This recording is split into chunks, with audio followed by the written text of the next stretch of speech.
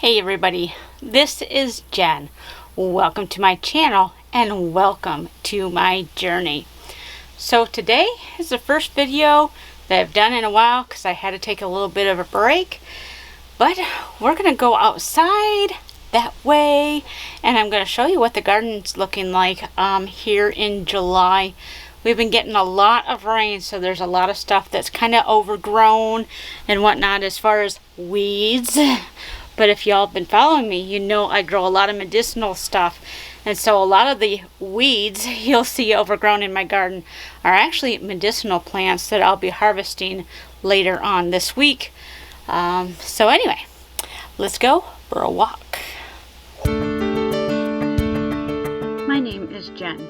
In 2016, we moved to a small rental property in central Michigan.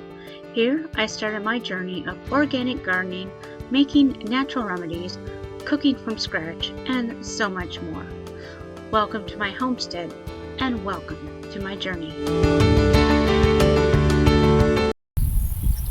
Alright, so here is my original garden patch with a medicinal bed here. There's a lot of grass in it, but I'm not worried about that right now. We got bee balm. It's looking pretty good right now. Lemon balm. Look at this yarrow. Lots and lots of yarrow.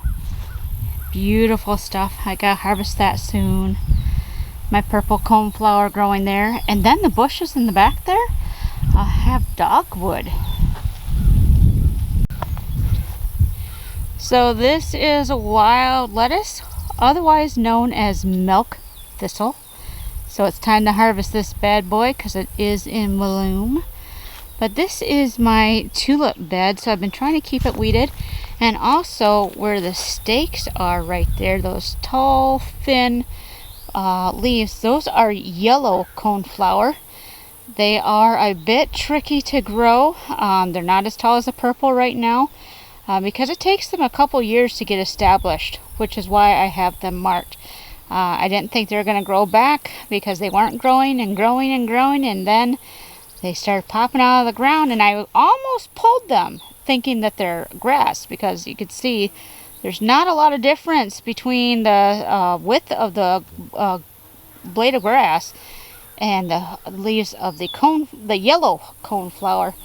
But hopefully next year I will have some beautiful yellow coneflowers. It's really gorgeous when it does bloom, but this particular plant does take time. We have a walnut here. We have to cut it down because having walnut right next to where you're trying to grow things is not good because of the toxin that walnuts produce to keep other plants from competing. Got lots of borage that has self-seeded, so we're just letting that go. And of course, more wild lettuce. I do have some sorrel in here, plantain. So lots of stuff that's growing in here. I do have some mint back there. Now this is my black raspberry here.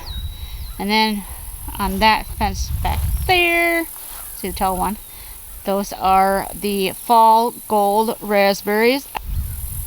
I had one, but the birds got to it. We just now started getting Japanese beetles here. I can see them on that raspberry bush there. We will be putting out the trap for those bad boys. But lots more of the borage. We have our other raspberries that we transplanted. These are just standard reds. There's two different varieties here. One puts out thinner canes and that one puts out really thick canes. This is my pansy that made it over the winter. And tucked in here, it's kind of hard to see because they're small. These are blueberry bushes. And then I've got bee balm in this pot, skullcap, and then aster. The bees are just loving this borage, which is one of the reasons I keep it in the garden, is the pollinators love this and the beneficial insects. So So yeah, this is actually a silver dogwood bush. I think the birds planted it for me, but it's a good bush to have in your garden for the birds. So we're letting it stay here. And of course, all this right here, all the fine leafy stuff, that's all goldenrod. So it'll be nice when that actually flowers. And then I have some pots of comfrey that I potted up for people who want to buy them. So we'll see how that goes. But look at my elderberry bushes. This is how tall elderberries get when they're not loaded with berries quite yet. That's at least 8 to 9 foot tall right now. When they get heavy with berries, they'll bend right down low, of course. And then my grapevine that grows all along that. We got going up the trellis there. Look at these beautiful zinnias. Aren't they beautiful? These are whirligig zinnias. And then I have some zacatis mix out in the other garden, and I'll show you those. So in this bed here, I have my calendula, and I have a couple plants of chamomile. And these pots here are my cayenne peppers. I also have some thyme. I also have some brand new thyme that I bought with some snapdragons in here for a little color. These are my Chinese noodle beans that are finally taken off. We'll see if we'll actually get some beans from these this year. These guys are also finicky to grow just because it takes them a while to get established and then grow those really long beans. This is the bed where I had planted my lettuce, and I ripped most of it out because it had gotten bitter, and also the slugs were eating the dickens out of it. I planted onions in it in succession. These are yellow onions. And then I planted red onions, but only some of them have made it. The other ones are dead. But of course it's nice and shaded here because of the hops vine. This thing grows like crazy.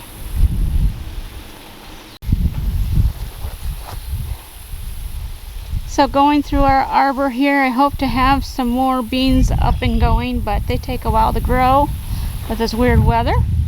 But this is my grapes. I have 2 to 3 different varieties of grapes. You can see I do have some clusters here.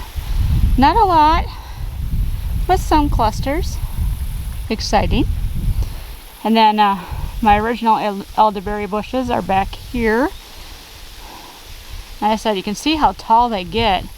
And then as the berries start to develop, these go almost completely to the ground because of the weight of the berry umbrellas.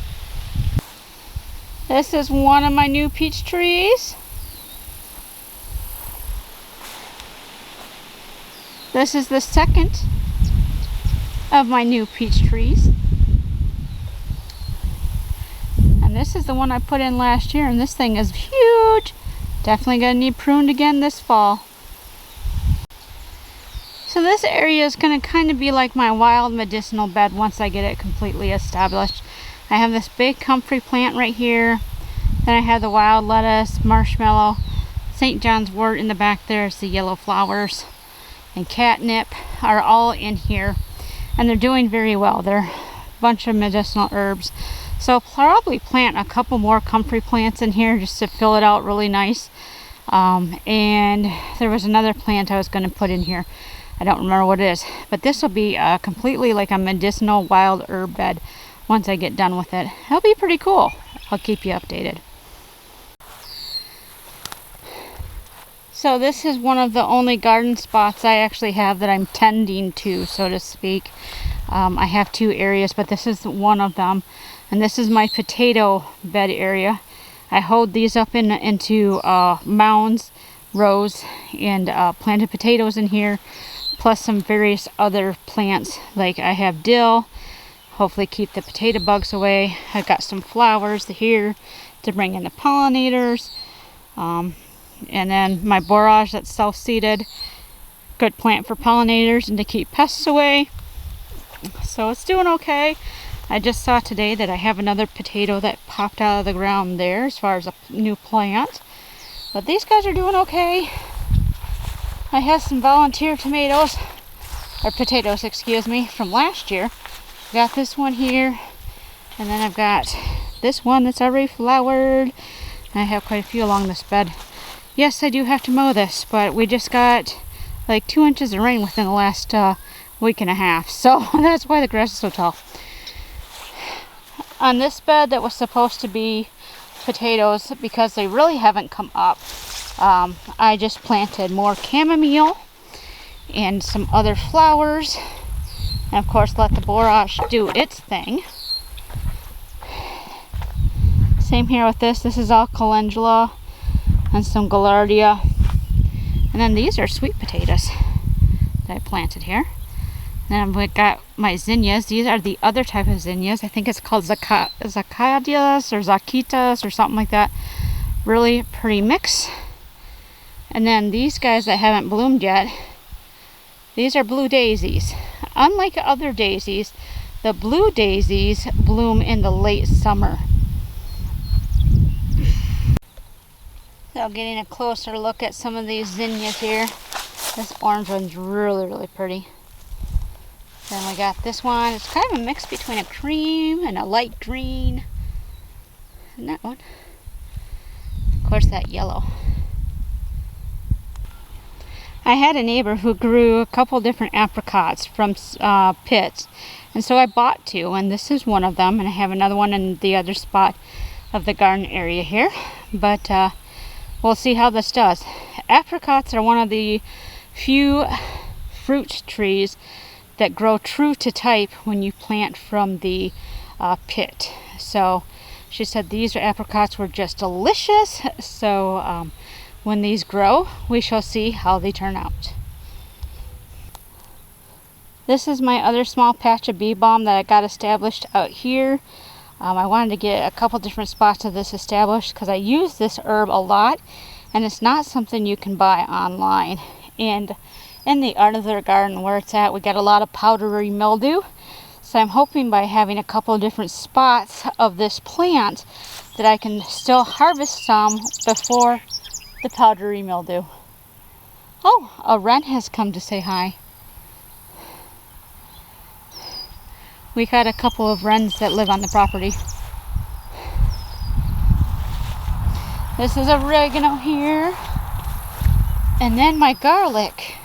It has done really, really well. I'm just now starting to pull it up. Then we've got one of the thistles here. I've left it alone because it's a good thing for pollinators. And because it's a smaller thistle, I'm okay with it. I believe this one is the sow thistle. A pot of some flowers, again to bring in the pollinators over here, to say, hey, we got some stuff over here. Because this right here is my tomato run. So this is where I have planted all my tomatoes this year, is up here on this side of the garden. All along this cattle panel, there's 2 of them here. These are the Roma tomatoes, all along here. And then along this side, I have like a Kellogg's breakfast. I have a sun gold cherry, a yellow plum, and I think one other cherry type tomato. I can't remember. And I do have some mini bell peppers along here. I'm not sure if they're going to produce anything or not because they're looking kind of sad. So I got the mini bell peppers. And yes, I do have to weed here, but I've been gone for a while, and so I have a lot of work. I had my husband rototill behind, so all I had to do was pull this stuff that's right here out.